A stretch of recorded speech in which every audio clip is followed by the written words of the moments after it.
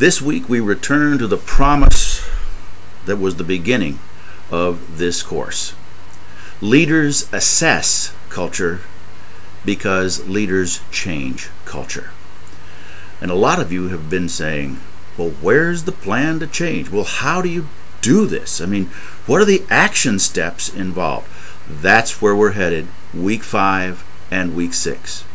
We're going to talk about the plan, and we're going to talk about the process. The plan and the process, and how you actually weave those two together. I know some of you are asking, well, how come we had to wait for week 5 and 6 to do this? Okay, I will tell you. You do not put a buzzsaw in someone's hand until you have explained fully what it can do and how it works. Organizational culture is a new concept for many, many people, and it is powerful. It can do great good, and it can do terrible harm, and it can bend back and bite you. You want to know what that buzzsaw does before you rev it up and start using it. But we are ready. Start your engines. That's what we're going to do this week. Let me give you a couple of places where you can go for additional help if you'd like. This is one of the best little books on change that's been written. You can purchase it. It is called Managing Transitions by William Bridges. You ought to be able to remember Bridges as the person who wrote Managing Transitions. And he talks clearly about the process, and it's a great book to use if you've got a department, you're going to walk them through change. It's easy reading, it's clear, you can follow it, and it gets the conversations going. On the more academic level, one that is quite good, and you should at least know the name. This is Carl Wake, Sense Making in Organizations. He is from the University of Chicago, and his stuff is just tough. It is challenging. It is difficult. But he is one of the best. I mean, you know, he is really, really good. The critique that he gets in making sense, that's what is going on in an organization. How do we make sense out of this?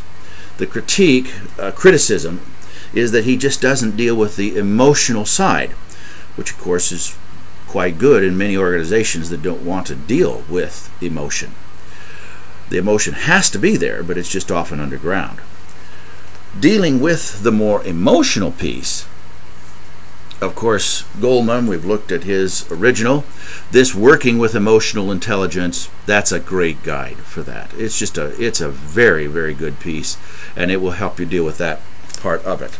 One other piece that may be difficult for you to find, but I particularly like it, Donna Markham. Donna Markham is a nun up in the Toronto area, works with burned out, broken down, dysfunctional, often personality disorders in ministers and priests, and helps them at a very, very difficult time in life. She also works with a lot of organizations. Her piece, Spirit Linking, deals with both the plan, the process, as well as the emotional and spiritual issues involved. I visited her once up in Toronto, saw her operation up there. It's pretty impressive. It's pretty wonderful, the kind of work she does. If you can find this book, it is worth the read. You will enjoy it. Now, this week, going to be doing part 3 in organizational culture and leadership, and you will find that Sheen's material and my material are right on target with each other. I am simply taking what Sheen is writing and I am applying it to the church. In fact, some of what you'll read from him, you'll say, oh yes, Dr. Parrott dealt with that last week, and it'll go back and you'll get it. It'll be a little more clear for you. Some of it that you'll read said, yes, it's right in there. It's right what I'm talking about. And you will find that what he is dealing with is going through the stages of development in an organization and how culture is influenced by the leader at each stage. Now, let me tell you a little bit about reading Sheen, because you all read just a little bit different. He is challenging. He is not necessarily an easy read at all, but he truly is the best. He's got it all there.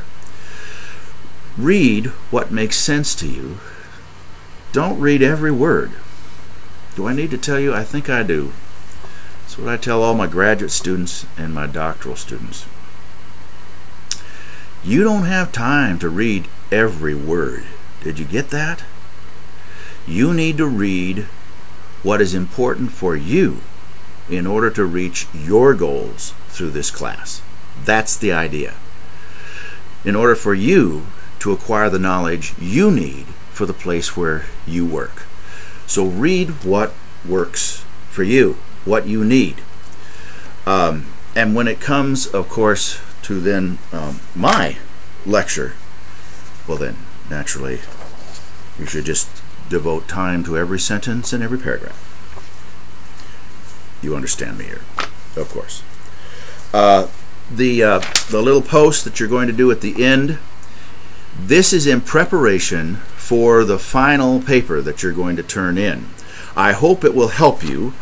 I deal with the 5 process pieces and ask you to comment on one and how you would deal with it and your questions about it. By the time the whole cohort is doing that and we're posting them, you should be able to collect ideas from each other. So look for these. These are going to help you. Look for these because it's a way for you to help each other in putting together that final paper that will be due next week. Now, that's my instruction for this week. It's pretty straightforward. The stuff's going to roll out. I think you're going to get it. But again, if you have questions, you have thoughts, you have ideas, you have concerns, you've got stuff that isn't clear, email, get a hold of me, and we'll straighten it out. I know you're going to have a great week with this material.